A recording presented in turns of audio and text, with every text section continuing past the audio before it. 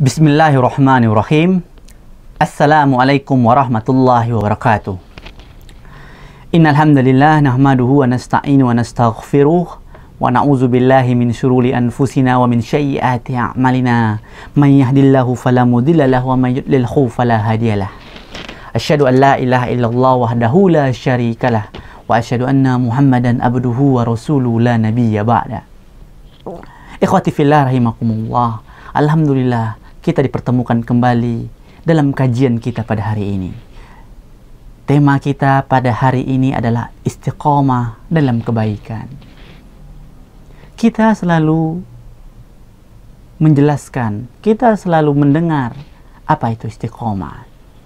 Banyak secara tersurat makna istiqomah itu adalah memiliki pendirian yang teguh. Tetapi secara aplikasi istiqomah jauh lebih dari itu semua. Makna istiqomah kita ambil dalam surah Al-Fussilat ayat 30. Bismillahirrahmanirrahim. Innal ladzina qalu rabbunallahu summa istaqamu tatanazzalu alaihimul malaikatu alla takhafu wa la tahzanu wa abshiru bil jannati allati kuntum tu'adun. Sesungguhnya orang-orang yang mengatakan Rabb kami ialah Allah, kemudian mereka istiqomah pada pendirian mereka, maka malaikat akan turun kepada mereka dengan mengatakan, La takhafu wa la tahzanu, janganlah kamu takut dan janganlah kamu bersedih. Wa abshiru bil jannah.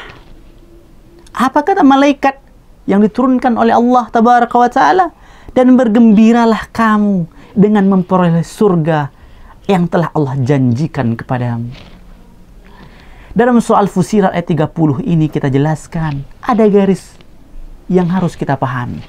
Makna istiqomah di sini adalah istiqomah dalam pendirian dan ketaatan terhadap tauhid kepada Allah tabaraka wa ta'ala. Bahkan ketika Imam Hasan Al-Basri mendengarkan surat ini, ayat ini, beliau mengatakan, Allahumma anta rabbuna farzuqnal istiqamah. Ya Allah, engkau adalah Rabb kami, berikanlah keistiqomahan kepada kami. Begitu besarnya makna keistiqomahan dalam kehidupan kita. Maka pribadi kita sudahkah mencerminkan keistiqomahan kita? Maka yang dimaksud dengan istiqomah di sini dari kalangan tafsir para mufassirin ada 3. Pertama, istiqomah yang disampaikan atau yang dimaksudkan oleh Abu Bakar Siddiq radhiyallahu an. Istiqomah yang pertama yakni adalah istiqomah di atas tauhid kepada Allah tabaraka wa taala.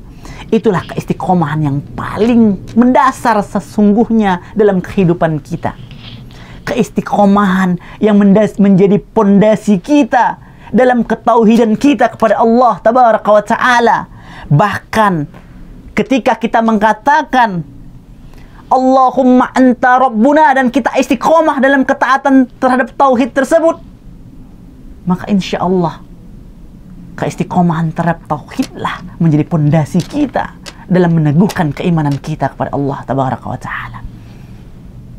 Kemudian yang kedua adalah ketika kita telah mengistiqomahkan terhadap ketauhidan kepada Allah tabaraka wa ta'ala, maka yang kedua adalah istiqomah dalam ketaatan kita, dalam ibadah kita. Tauhid telah kita kuatkan, pondasi telah kita bangun, maka keistiqomahan yang kedua adalah keistiqomahan kita terhadap ketaatan kita kepada Allah tabaraka wa ta'ala. Sami'na wa ata'na, tanpa harus bertanya. Allah perintahkan kita berpuasa, itu merupakan sami'na wa ata'na kita. Allah perintahkan kita sholat, tanpa harus bertanya kenapa saya harus sholat. Karena itulah keistiqomahan kita dalam ketaatan kita kepada Allah tabaraka wa ta'ala. Allah perintahkan kita beribadah kepadanya, dan itulah keistiqomahan kita ketika kita bisa melaksanakan ketaatan kepada Allah tabaraka wa ta'ala. Karena apa? Karena keistiqomahan itu sangat mahal. banyak orang yang menjelaskan keistiqomahan hanya di mulut saja. Mereka mengaku beriman kepada Allah, tapi aplikasi di lapangan jauh dari keimanan dia kepada Allah Tabaraka wa Ta'ala. Maka keistiqomahan dalam ketauhidan, dan yang kedua keistiqomahan kita terhadap ketaatan yang seharusnya menguatkan kita. Dan yang ketiga adalah keistiqomahan dalam ikhlas. Ikhwati fillah rahimakumullah. Istiqomah terhadap tauhid, istiqomah terhadap ketaatan kita kepada Allah. Kemudian ikhlaslah dalam bertauhid dan mentaati Allah Tabaraka wa Ta'ala. Itulah keistiqomahan yang paling mendasar. Ketika keikhlasan kita melaksanakan ibadah harus dipertanyakan. Pertanyakan dalam hati antum semua. Antum beribadah kepada Allah apakah karena beban atau kebutuhan? Kalau seandainya melaksanakan setiap ibadah kepada Allah hanya beban yang menyelesaikan beban saja, maka pertanyakan tauhid antum, maka pertanyakan ketaatan antum. Maka jadikan ibadah tersebut dalam bentuk keikhlasan. Dan ketika kita sudah mendapatkan keikhlasan kepada Allah dalam beristiqomah, maka semua ibadah yang kita lakukan merupakan kebutuhan kita untuk melaksanakan keibadahan kepada Allah Tabaraka wa Ta'ala.